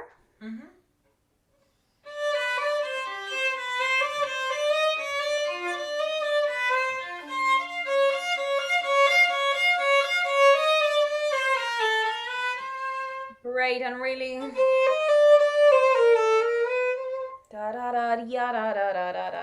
that can be nice and warm into there. Do you want to go on from here? And again with these I would take them all as that there's an extra just bit of beauty on each of those. A little smile on each one of them. Yeah.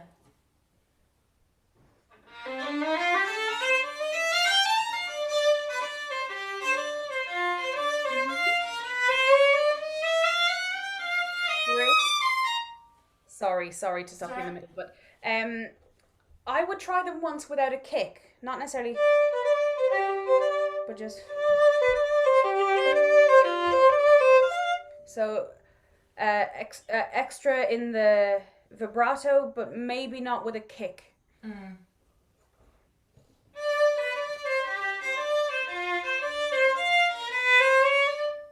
Yeah, lovely. And now when you come up, you're going to sing up to the top of that top E flat. So again, remember that place that you found. When we sing up to something, we also want to think downwards when we're going up.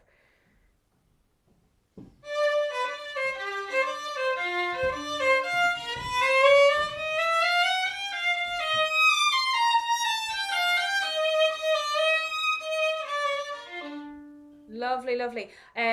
There's actually not a dim right at the end.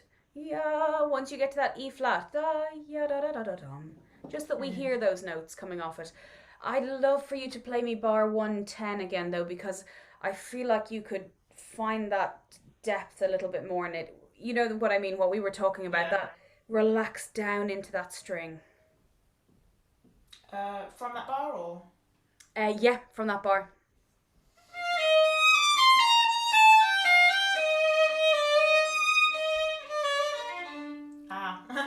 Yeah, just one more time.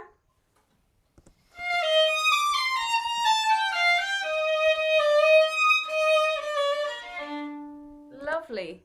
I'm wondering whether we might jump over to some Elgar, because I think you're really understanding what I mean there about that feeling of that kind of, you know, that warmth, that Beethoven kind of, just, it's so kind of immense when you hear it. It's such a massive machine, and I think you just need to feel that you're just playing your part in it on that lovely conveyor belt. But yeah, it sounds gorgeous. Do you want to move on? Can I just have a quick question? In 110, yes, with that dotted rhythm, was it coming across? Because I find that rhythm really tricky to get. I wouldn't worry too much about it. I would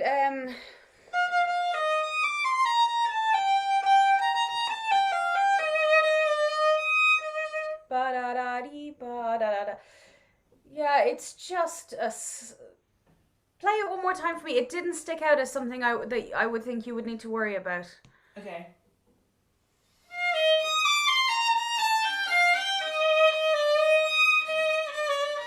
Oh, I see. Okay, so I feel like you're giving the top E flat a little yum to try and get a da ya da da da da dum. Yeah. Whereas I would just think about it differently. I think if you think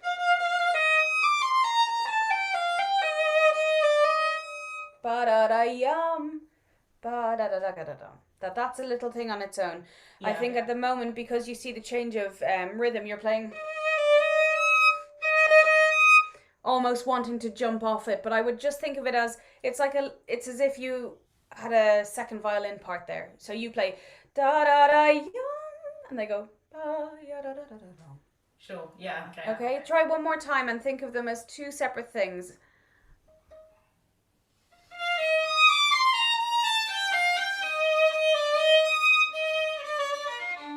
Yeah, once more, and try and when I say two different things, I mean in terms of sort of where we think of them, but try not to break them. I would play smoothly into it.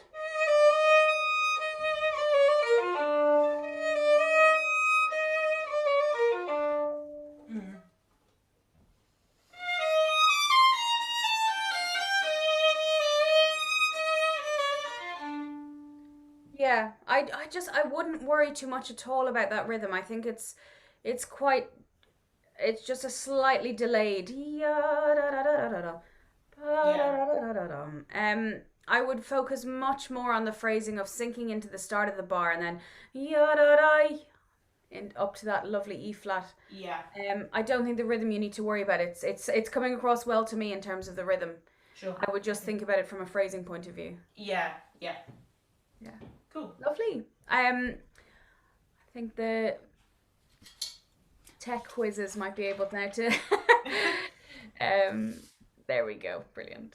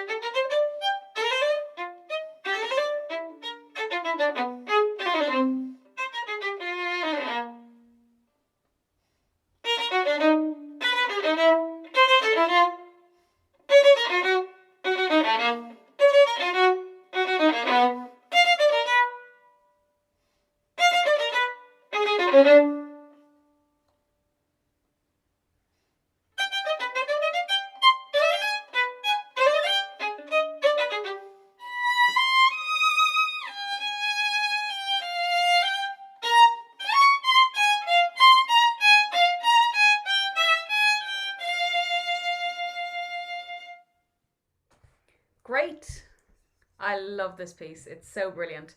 I am going to ask you to jump straight in at figure 18 because I would love to see you really go for this. Yeah. This is so you've got all the three things you're about to play in the next 6 bars are all happening at the same time. So this is just the kind of climax of this fugue that started. Yeah. So it's so driving here. So I just love all the weight of your arm just down into the bow and just really let rip a little bit for me at 18 here. Okay.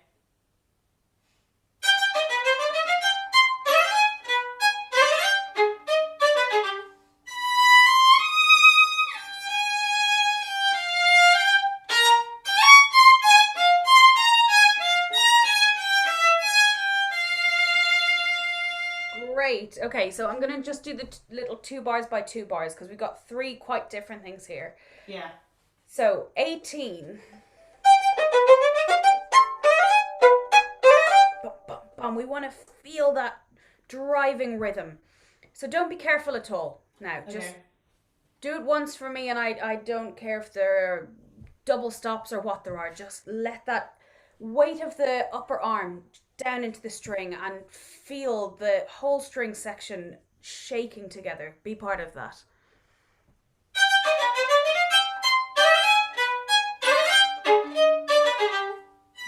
Great. And I'd love one more time, and I'd enjoy the accents as opposed to the bum, that they're very, you hold those quavers. Let's not let them tip in any way forwards. And then we've got our brum, bum, bum, brum. Do you understand what I mean? Yeah. I was wondering about the quavers in general, not with accents. I feel like sometimes I'm playing them too short or just not chory enough. I think they're short, but they definitely need to make really good contact with the string. We don't want to sort of thrown spiccato. We don't want this. We want that you're putting it down and deliberately playing your quavers. So they are controlled with the fingers. So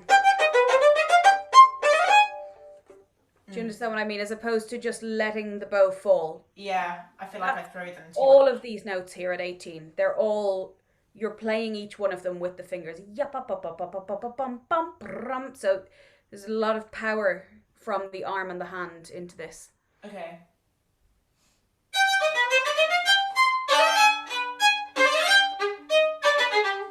Great. Could you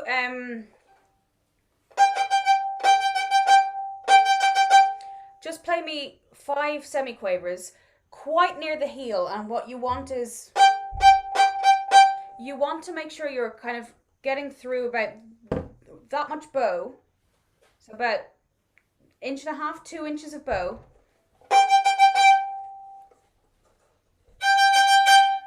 Good. So that has the sound you need, but now it also needs the shortness.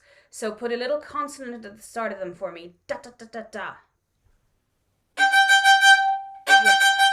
Exactly. So you're going to get that with this, with your fingers. That's where you're going to get your consonant. So your fingers are going to put your consonant on for you, and then this side to side motion is going to give you your tone. So you need both. You need your... Do it once where you're putting your bow on the string with a... not loads of tension, but a little bit. It wants to move, and you're going to...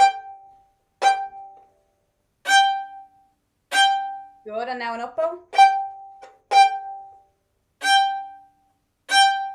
Good.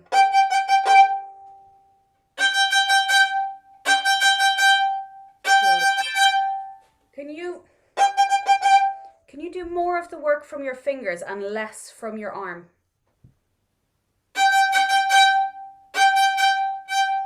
Yeah? Good. So now take that motion you just did and let's just compact it slightly. So exactly that with now just a little bit less movement. Great, and now we have...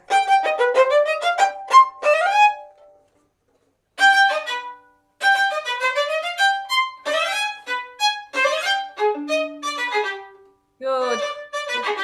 Yeah, even more control between them. So there's a down and there's a very deliberate up. So we're not kind of... Try that for me. Each note.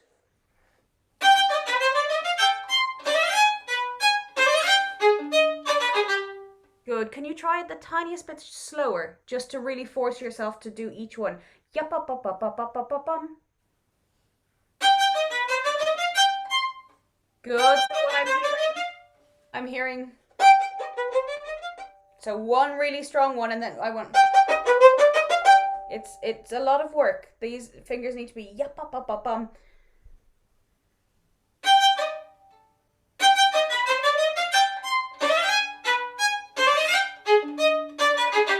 Great. And now at speed.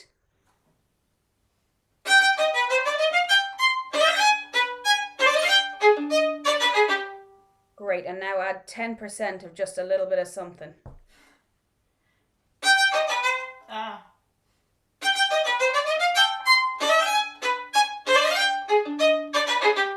Great. And now we need to...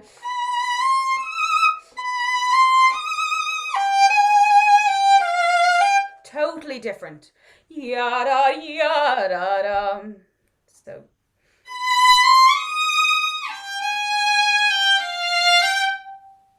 Oh, not with it. You do it about 3 times braver.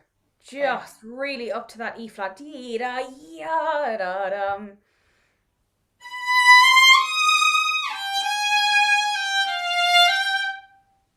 Good. One more. I think you can do a tiny bit more. Do you know what I mean by more? So it's that I want an extreme of character. So I want you to give me a little bit more direction towards the E flat. Mm-hmm. So you can do that if you want to be very literal by saving a little bit of the space in your bow for the C and giving me more of a kick on the E flat. But I think you know all these things instinctively. I think if you aim for the sound, I think they'll all happen. So just really strive for that dee-da-dee-da-dum. Okay.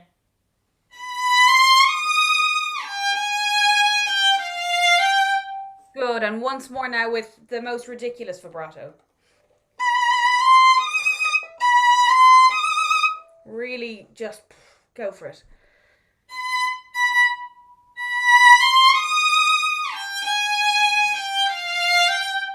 Great. And now we have bum, bum, bum, bum, bum, bum. So the double basses have been playing this. So you need to get the same as the double basses have just had.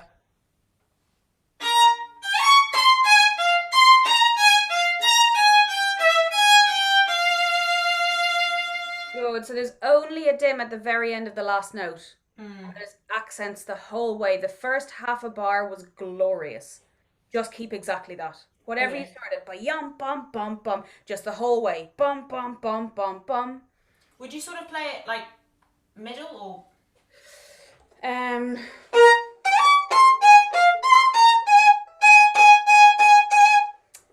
From sort of quarter of the way to just over the middle, I think. And you want to think of a semicircle into the string. You know, that you're really getting into that string on each one. But yum, bum, beam, bum, bum. Try that for me.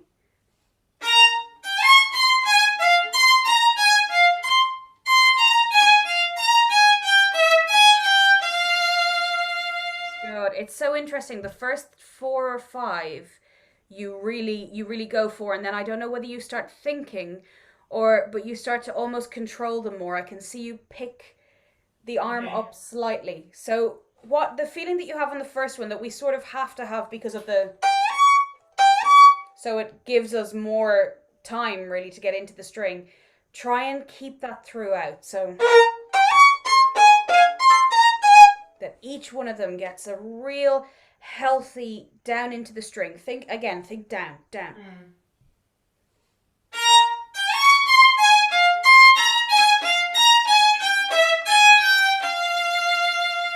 Yeah, it makes such a difference. It really does. It's so vibrant. When you really get into that string, I think you just need to trust yourself.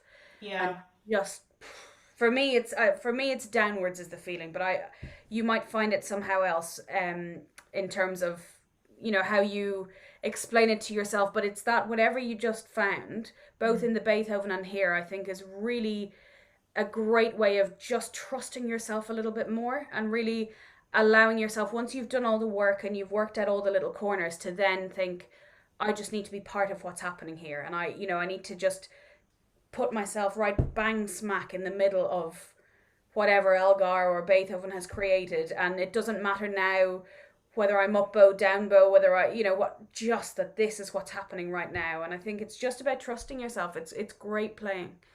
Okay. Thank you very much. No worries. Thank you. Great. Thank you, Louisa. Thanks for agreeing to play these excerpts and to coming to the big class.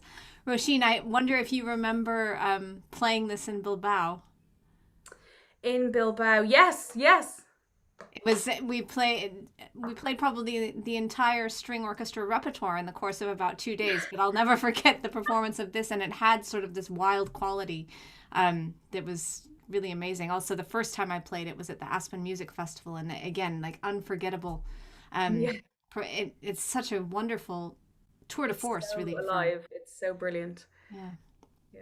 So now do we have some questions? We're at the end of our class, end of the evening, end of the afternoon. If anyone's in California, it's lunchtime. Now's the time. I'm looking over. I don't see any hands up. Madalyn, do you want to ask a question about the tempo of your Loure? Madalyn may have a question about the tempo of the Loure. It's always a question, the tempo of this Loure, isn't it? Yes. Yeah, what tempo should I shoot for my performance? Well, as Cecily says, it's always a question with this. Definitely when I first learned it, it was slow. It was slow when I first played this. And it can be very, very beautiful like that. But that's when it gets, for me, a little confusing that it is a dance. And I find it very hard to pair what I've been told about it being a dance with that tempo. On the other hand, if you do a little YouTube, like I told you, you'll hear these crazy fast Loures. And that also just doesn't make sense, either on the violin or for this particular tune that he's given us in this one. So I sort of think that he's basically taken these dances and used them as inspiration for these violin pieces. They're not literal. He's not expecting two people to get up and hop around while you're playing this, but he's taken the feeling of that dance, what we were talking about, ba-bum, ba, ba-bum, bum, and now, of course, he's given us 3 and 4 parts to play, so now we need to find somewhere in the middle. I think the speed we got to when we were working on was lovely. It had a little bit more movement than where you were before, but I think so much of it is thinking from the phrasing. I think when you get used to hearing that dance, it will inform you what speed you want to take that. I mean, there are many speeds of minuets. There are different speeds of waltzes. Every dance has a range of tempos that it can work at. So the most important thing is, what speed did the phrases work at? What speed can you play it at where you can feel all those little interjections, all those answers of phrases, all those questions, and still feel that you've got that 3 moving throughout. So I would say you're in the ballpark. I don't think you need to suddenly put on a metronome twice the speed or anything like that, but I think it's just having that lovely lilting quality. And I think you'll find yourself at a speed if you lead from the dance and lead from the phrasing, you'll find yourself at a speed that you find works for you with this piece, which is the speed you should always play a piece, is what works for you for the piece, what you think it should be. I think you're playing it beautifully, and I think the phrasing will lead you to exactly where you need to be. I don't think you need to worry. All right, thank you. You're welcome. I always like to take something like that and play it as fast as I can imagine it, and maybe as slow as I can imagine it, and then go a little faster and a little slower. And sometimes you find things you never thought you'd like, and sometimes you think, nope, that's wrong. I don't like that at all. Definitely. Yeah. Any other questions before we call it a day? Yeah, Louisa. While we're on the tempo question, basically with that Beethoven, I often feel like I'm playing it too fast, and I've heard so many different speeds. What would you suggest? I don't know. When you played it, for me, it was a little faster than I would have played it. Again, you'll find a recording to justify any speed you want to play almost anything is the problem. So somebody will say, oh, but I listened to such and such and they played it Again, I think the same thing stands, is that the most important thing we want to get across with any of this is the feeling of the music. And if we let that guide us, for me, I would have taken the Beethoven just a tiny bit slower to give it that feeling of expanse that piece of music has. Yeah. It's in one way sounds so simple, and another way it does have this feeling of something just huge. You know, that kind of Beethovenian sort of the grandeur. And I think just taking that little bit of time in the tempo can it help you achieve that without having to really do anything more than what you're doing, making a beautiful sound. It's why Beethoven can be so confusing. You basically have to make a lovely sound and play exactly what's on the page. But it doesn't always click in, and I think maybe just a slightly slower tempo might just help you suddenly think, here I am. This is what I was looking for. Yeah. But it's not right and wrong, because there are fast recordings, there are slow recordings. Some conductors will swear that it needs to move, some will. But just from a violinistic point of view, I think that little bit of time can help you find that sound that will bring you into that world a little bit more. So that's what I would do. Okay. But yeah. Cool, thank you. That's really helpful. Good advice. In an orchestral audition, it's tricky because you want to feel like you're satisfying the panel, but you're never going to make everyone happy, and they can always ask you to do it differently. Exactly. I think as long as you go in understanding how the music works well, and understanding exactly how you want to play the music, and you commit to that completely, like Cecily says, they can say, okay, lovely, can we have that twice the speed? If they want to. But as long as you're absolutely sure of what you're bringing, it's all you can do. As Cecily says, there'll be 6 people on the panel and they'll all want it at a different speed. So you're not going to be able to play at the right speed for the panel. You can only play at your right speed, and then they can ask you what they want from there. Any other questions? I have a few things to just say thank yous at the end of this wonderful session. First of all, thank you to Róisín for doing this and for being here with us today. You have created a real a wonderful atmosphere here for us today. I don't know if you realize how you're sort of exuding calm and sensibility while also a great musicality. And that comes across on Zoom and hopefully on YouTube. So thank you for bringing that to this class. Also, I just want to give you a little bit of a shout out for the noise you're making about the holes in support for musicians here in the UK. So if you're interested in what Róisín's been doing, she's been bringing attention to the fact that not everyone is getting support. And in fact, a huge number of us are not getting any support at all. So you can look up the articles just Google her name and you'll find some interesting stuff. I want to thank Sharon Rothstein for being here and for having Madalyn play. I just also want to call attention to the fact that Sharon and I have been doing the same thing, coincidentally, for the past year. She has her own series that she runs, and if you're interested in either playing or attending, I think you can find her pretty easily on Facebook. I will post a link on my Facebook group. She has some amazing guest artists, opportunities to perform, opportunities to listen. She, unlike me, she records the sessions and sends them out to you, so you can have them to watch back. It's a great series, and you can look for that if you're looking for even more inspiration. And if you are in the US, her times are more US friendly. And then just one last shout out, which is to Loure Ricard, who has been supplying me with fantastic players through her network of violinists. She seems to know every violinist in the UK. Mm-hmm. And when I need to find someone last minute or not last minute, she sends me a wonderful list of people. So she brought us Caroline today. So thank you, Loure. And she says it's not true, but it is true. We all know it's true. And just another little shout out to Loure. She is playing next week. She is performing some of the Sibelius Concerto, back to Sibelius month, for my guest Steve Copes. Now, if you don't know who Steve Copes is, he is the concertmaster of the St. Paul Chamber Orchestra and one of the best violinists in the world, I think. I've known him since I was Madalyn's age. We met at a summer camp in Ohio. Haven't seen him in the past 20 years, but we had a great catch up on Zoom the other day, and he is going to be teaching Sibelius, like I said, Laura's playing. We have a young man playing Wieniawski's second concerto, and Tessa Henderson is going to play some Tchaikovsky concerto. So a great class next week. Thank you all, and see you then. I think we'll call it a day.